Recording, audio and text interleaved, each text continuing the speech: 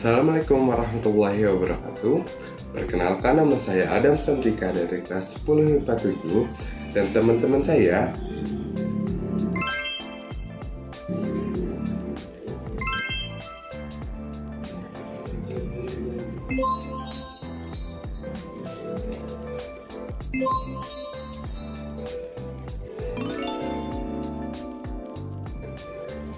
akan menjelaskan bagaimana cara reproduksi pada virus.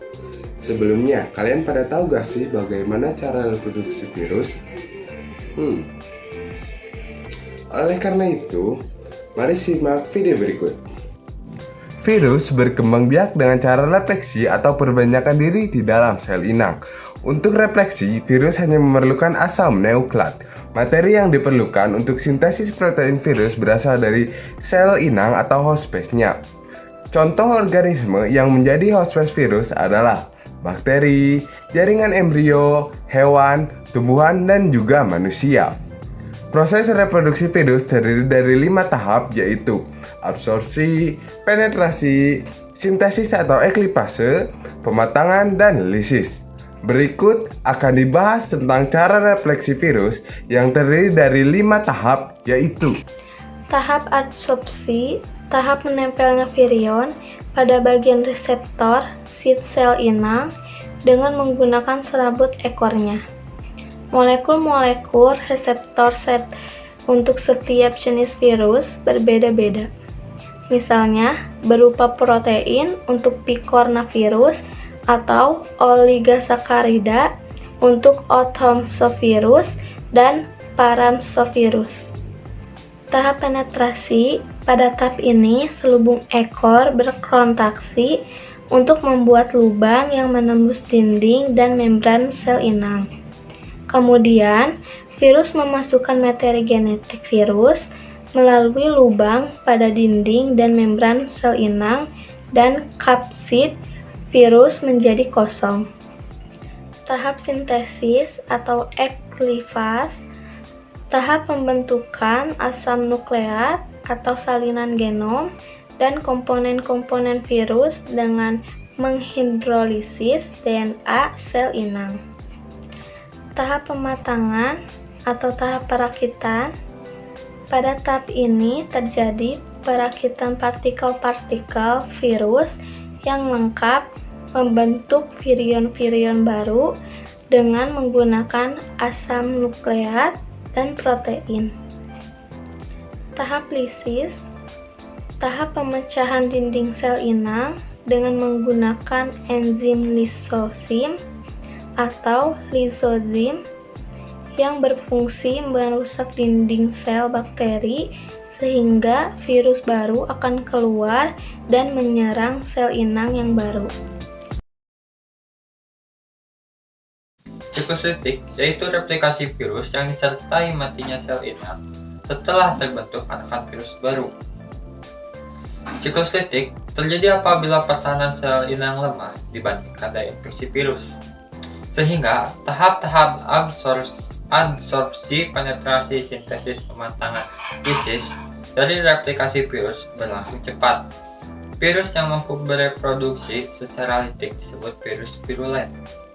Pada siklus litik, sel inang akan pecah dan mati setelah terbentuk anakan virus baru, virion. Siklus lisogenik.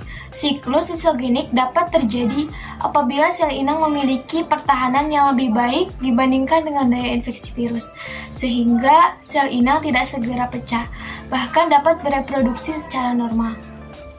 Pada siklus lisogenik, terjadi replikasi genom virus, tetapi tidak menghancurkan sel inang. DNA atau RNA virus berinteraksi ke dalam kromosom sel dengan membentuk profag, dan ini dapat diturunkan kepada kedua sel anak melalui reproduksi. Apabila profag pada sel inang anak menjadi aktif, maka virus akan berinteraksi secara litik. Virus yang berinteraksi secara litik dan lisogenik disebut virus temperat. Contoh virus temperat adalah VAG-L.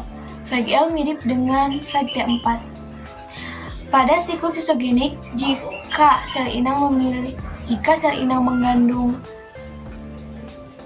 profag membelah, maka profag juga membelah, sehingga menghasilkan sel inang yang mengandung profag.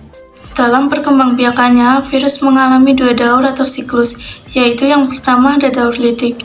Virus yang melangsungkan daur litik disebut virus virulen. Tahapan daur litik terdiri dari tahap yang pertama ada tahap adsorpsi. Yang pertama, tahap adsorpsi, yaitu tahap awal penempelan antara virion dan sel inang disebut tahap adsorpsi, dengan menempel pada daerah reseptor spesifik pada permukaan sel inang. Setelah mengikat sel inang, dilanjutkan dengan tahap penetrasi. Kedua, tahap penetrasi, yaitu tahap ketika virus memasukkan materi genetiknya, DNA atau RNA, ke dalam sitoplasma sel inang. Virus mengeluarkan enzim lisozim untuk melisiskan sel inang, agar dapat memasukkan materi genetik virus ke dalam sel inang. Yang ketiga, tahap replikasi, yaitu tahap pembentukan virus-virus baru di dalam sel inang. Materi genetik virus yang telah masuk ke dalam sel inang akan menghentikan aktivitas DNA sel inang. Materi genetiknya virus selanjutnya mengambil alih perangkat metabolisme sel inang untuk replikasi dan menyusun mantel virus. Yang keempat, tahap sintesis, yaitu DNA virus mengadakan replikasi menjadi banyak, kemudian mengadakan sintesis protein kapsid sehingga membentuk DNA virus dan kapsid dalam jumlah banyak. Yang kelima, tahap lisis, yaitu tahap virus-virus melisiskan dinding sel inang agar dapat keluar mencari sel-sel inang yang baru. Sel inang yang telah pecah biasanya akan mati. 2. Daur lisogenik. Virus yang mengalami daur lisogenik disebut virus temperat yang tidak mematikan sel inang. Terdiri atas beberapa tahap, yaitu 1. Tahap adsorpsi, virus menempel pada dinding bakteri sel inang. 2. Tahap penetrasi, memasukkan materi genetiknya ke dalam sitoplasma sel inang. 3. Tahap penyisipan gen virus, materi genetik virus menyusup ke DNA sel inang membentuk provirus. Sel inang yang disisipi oleh gen bakteriofag disebut profag. 4. Tahap pembelahan. Provirus mengalami pembelahan diri sel inang. Setiap sel inang membelah diri, provirus akan ditransfer ke anakan sel inang. Jika kondisi lingkungan mendukung, provirus yang matang akan memasuki siklus titik. Nah, sekarang kalian sudah pada ngerti kan tentang bagaimana cara reproduksi virus? Demikian yang bisa kami jelaskan. Terima kasih. Wassalamualaikum warahmatullahi wabarakatuh.